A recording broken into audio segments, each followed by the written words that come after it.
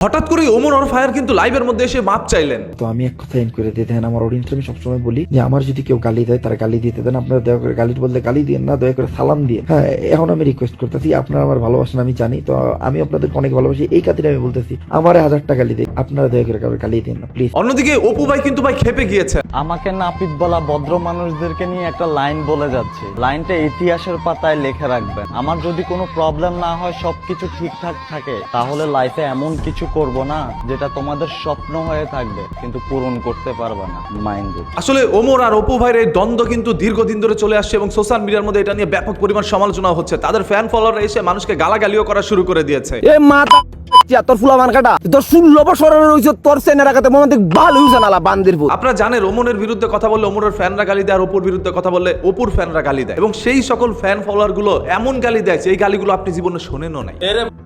কথাবার্তি ভালো করে কো, বাবা কারে কস, আমি হলো তোর বাবা, তোর মায়ের যে জিজ্ঞেস। আমি জানি না এদের ফ্যান ফলোয়ার এতটা উগ্র কেন। আসলে এদের ফ্যান ফলোয়াররা এদেরকে এত পরিমাণ ভালোবাসা, যে ভালোবাসার লোড তারা নিতে না পেরে একজন তো দেশ ছেড়ে বিদেশেও চলে গেছে। ও হো হো মাই গড, ওয়েদার।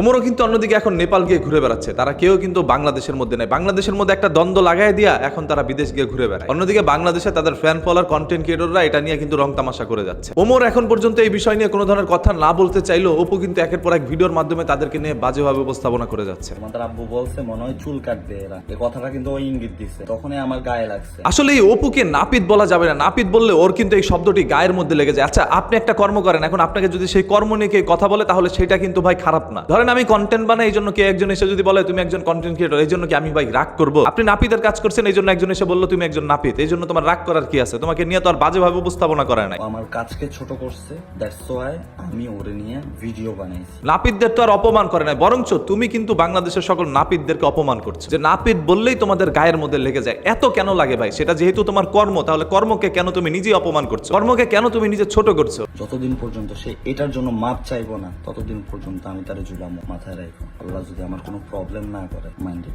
এখন অপু ধরেন একটু ভালো জায়গায় আছে, কিছু পরিমাণ টাকা পয়সা কামাচ্ছে, এই জন্য ওকে যদি কেউ ভুলবশত নাপিত বলে ফেলে আর এটা ওর গায়ের মধ্যে এমন ভাবে লেগে যায় ভাই যে ও ওর 14 গোষ্ঠী নিয়ে গালিগালাজ করা শুরু করে দেয় লাইভের মধ্যে। আর বাংলাদেশের মধ্যে তার অপু নাই, বাংলাদেশের মধ্যে থাকলে ওই অতীতের মতো করে ওর চুলগুলো কালার করে আবার ওকে ধরেন গণধোলাই দিত মানুষ। তোমাদের আব্বুকে নিয়ে কথা বলার কারণে তোমাদের অনেক চলতেছে, তাই না? তবে অপু এখন তো বিদেশের মধ্যে আছে এবং ওইখানে পাড়ি জমিয়ে বাঙালিকে নিয়ে যেইভাবে পারে সেইভাবে কিন্তু মন্তব্য বক্তব্যগুলো দিয়ে যাচ্ছে, যেগুলো আসলে বাংলাদেশের অনেক মানুষই এখন পর্যন্ত মেনে নিতে পারে না, যার কারণে অপুর বিরুদ্ধে সবাই ভিডিও বানাচ্ছে। কথাবার্তি ভালো করে কো, বাবা কারে কস, আমি হলো তোর বাবা, তোর মায়ের যে জিজ্ঞেস। অপুর পক্ষে ভিডিও বানাচ্ছে হাতে গোনা 2-1টা অপুর চামচা, সেই সারা অপুর বিপক্ষেই সবাই। কারণ ভাই যেটা সত্য সেটা বলতেই হবে, আমি কারো পক্ষ বিপক্ষ করতে আসি নাই। তবে অপুর বিপক্ষে অটোমেটিক্যালি কথাগুলো চলে যায়, কারণ অপু এই পর্যন্ত ওমরকে নিয়ে যেভাবে কথাগুলো বলেছে এইগুলো আসলে মেনে নেওয়ার মতো না। ভিউ একদম ওমরের বউ, মানে তোমাদের আম্মু জায়গা মতো দিয়া দেব। ওমরকে যারা ফলো করে বা ওমরের ফ্যান যারা আছে তাদেরকেও এমন ভাবে বাজেভাবে ওয়ার্ডগুলো বলেছে যেগুলো আসলে মেনে নেওয়ার মতো নয়। এখন ঘটনাটা হলো তোমাদের আব্বু ওই ভিডিওতে রিপ্লাই করছে। নাপিত কি একটি খারাপ শব্দ? আপনি একটা কর্ম করেছেন, এই জন্য আপনাকে কর্ম নিয়ে কথা বলছে। কর্ম নিয়ে এইভাবে তো বলে না তুমি মানুষের চুল কাটতা, তুমি এটা করতে ওইটা করতা, বাজেভাবে বলে নাই, বলছে নাপিত। এখন তুমি যেহেতু নাপিত ছিলা, নাপিত তোমাকে বলবেই মানুষ, আর এটা গায়ের মধ্যে নেওয়া যাবে না। তোমাদের আব্বু বলছে মনে হয় চুল কাটবে এরা, এই কথাটা কিন্তু ওই ইঙ্গিত দিচ্ছে, তখনই আমার গায়ে লাগছে। আমাদের চারপাশে কিন্তু অসংখ্য নাপিত আছে, মানে যারা চুল কাটে তাদেরকে কিন্তু মানুষ অপমান করে না, খাটো করে কথা বলে না। তোমার কেন গায়ে লাগে? তাদের তো গায়ে লাগে না। তাদেরকে নাপিত বললে খুশি হয়, তুমি বেজার হও, কারণ তোমার অবস্থান পরিবর্তন হয়েছে, তোমার দিন পরিবর্তন হয়েছে। তুমি গিয়েছো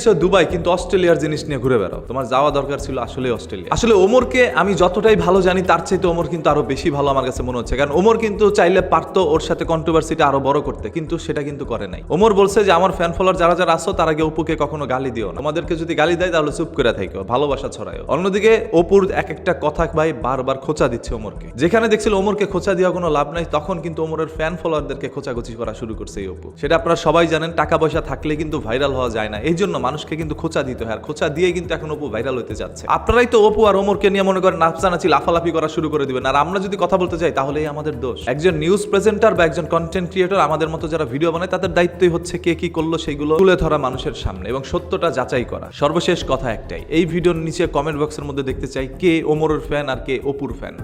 তাড়াতাড়ি কমেন্ট করে জানান, এখান থেকে বুঝে যাব আসলে অপু একটা ব্র্যান্ড নাকি ওমর একটা ব্র্যান্ড। সেটারই কিন্তু প্রমাণ আজকের এই কমেন্ট বক্স থেকে পেয়ে যাব। এই ব্র্যান্ডের জ্বালায় মনে করেন ঘরে ঘুমানো যায় না।